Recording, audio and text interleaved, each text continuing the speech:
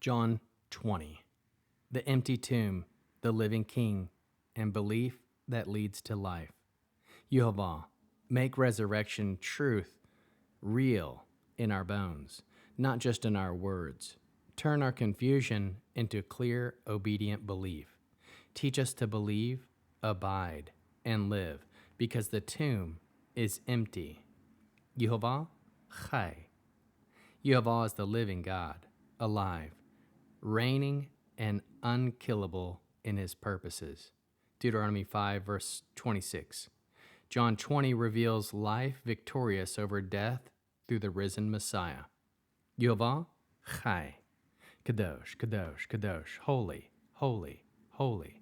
Please fill me and lead me, and cover me and stir me, and speak through me with your Ruach HaKodesh, that I may speak your written words with boldness and humility to those who listen. I ask all these things in Yeshua HaMashiach, Jesus the Christ, the Messiah, the Aleph and Tav's name. Amen. We'll start with the Shema. Listen and obey. Children of Yehovah, pay careful attention and respond. Yehovah is our power and authority.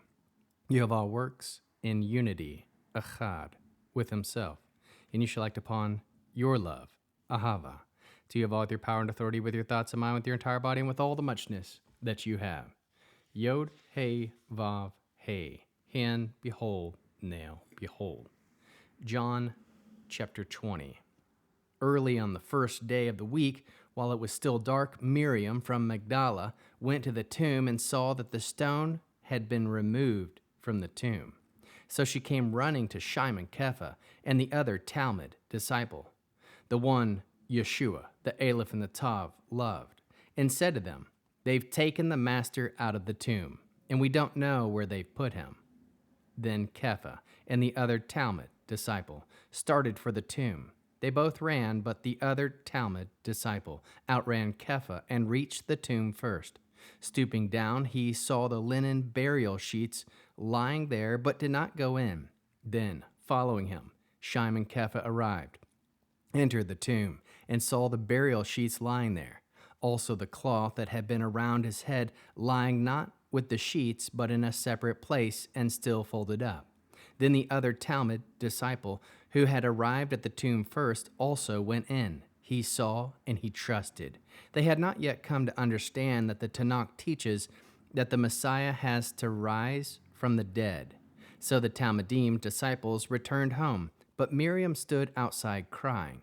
As she cried, she bent down, peered into the tomb, and saw two angels in white sitting where the body of Yeshua, the Aleph and Tav, had been, one at the head and one at the feet.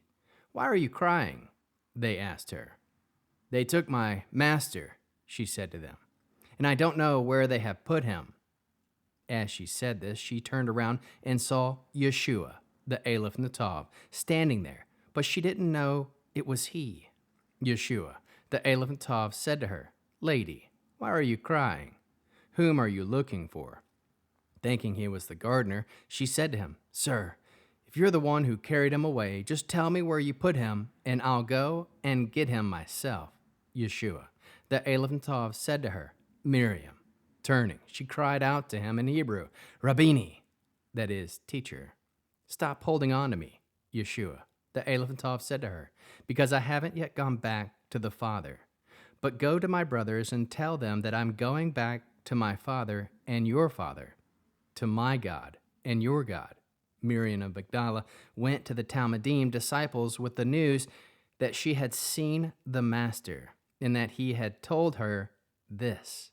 In the evening that same day, the first day of the week, when the Talmudim disciples were gathered together behind locked doors out of fear of the Judeans, Yeshua, the Aleph and Tav, came, stood in the middle, and said, "Shalom Alachim." Having greeted them, he showed them his hands and his side. The Talmudim disciples were overjoyed to see the Master. "Shalom Alachim," Yeshua, the Aleph and Tav, repeated. "Just as the Father sent me, I myself am also sending you." Having said this, he breathed on them and said to them, "Receive the Ruach HaKodesh. If you forgive someone's sins, their sins are forgiven. If you hold them, they are held."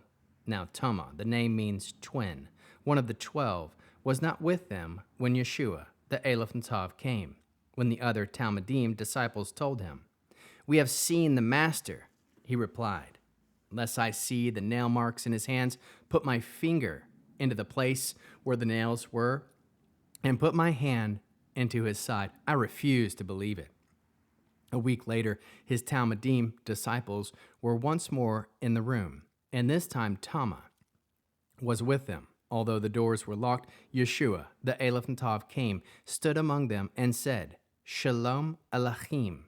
Then he said to Toma, "Put your finger here where my hands. Take your hand and put it into my side.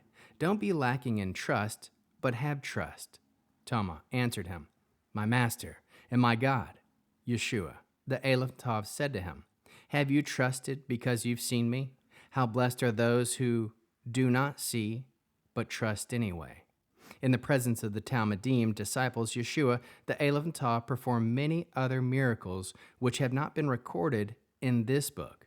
But these which have been recorded are here so that you may trust that Yeshua, the Aleph Tav, is the Messiah, the Son of God, and that by this trust you may have life because of who he is. What is the Hebrew word that encapsulates this chapter? Teh-khee-YAH. Revival, resurrection, life restored by Yehovah's power, not by human strength. John 20, verses 19 through 22. Chapter flow. Mary Magdalene finds the stone moved and runs for help. Peter and the beloved disciple race to the tomb. They see linen cloths, order, not chaos. The beloved disciple sees and believes. Understanding begins to form. Mary remains weeping and meets the risen Yeshua. Grief turns to recognition. Yeshua commissions her. A message must be carried, not kept. That evening, Yeshua appears to the disciples behind locked doors. Peace. He shows his wounds, gives joy, and sends them as the Father sent him. He breathes and speaks of the Spirit, new creation, life, and mission.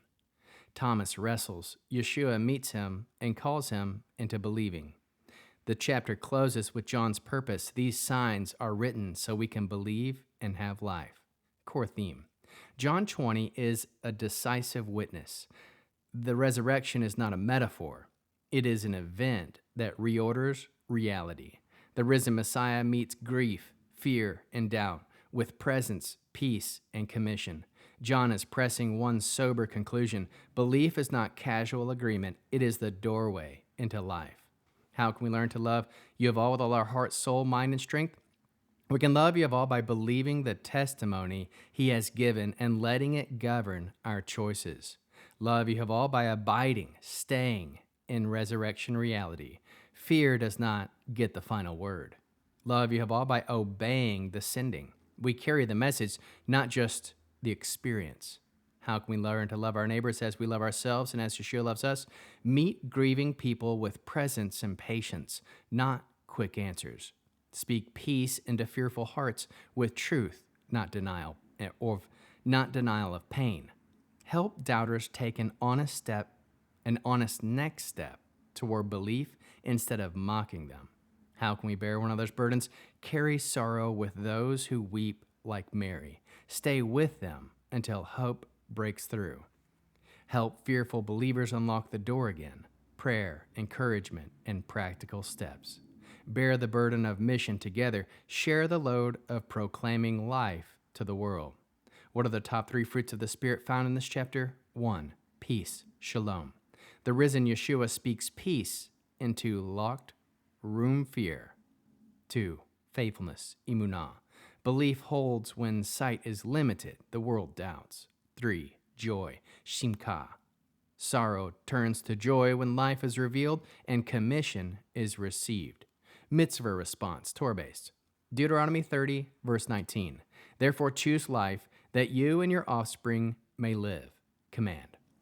We will choose life by believing the risen Messiah, abiding, staying in his words, and walking in his mission. Hebrew declaration.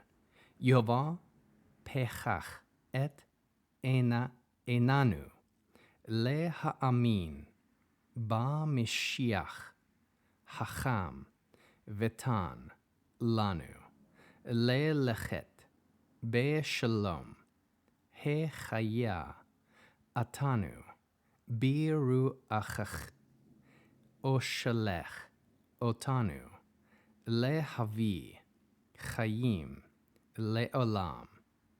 Yehovah, open our eyes to believe in the risen Messiah and give us to walk in peace. Revive us by your Spirit and send us to bring life to the world. One sentence summary: the tomb is empty, peace is spoken, belief becomes life and mission. Now, after having read the chapter and going over it, here are some heart-piercing questions.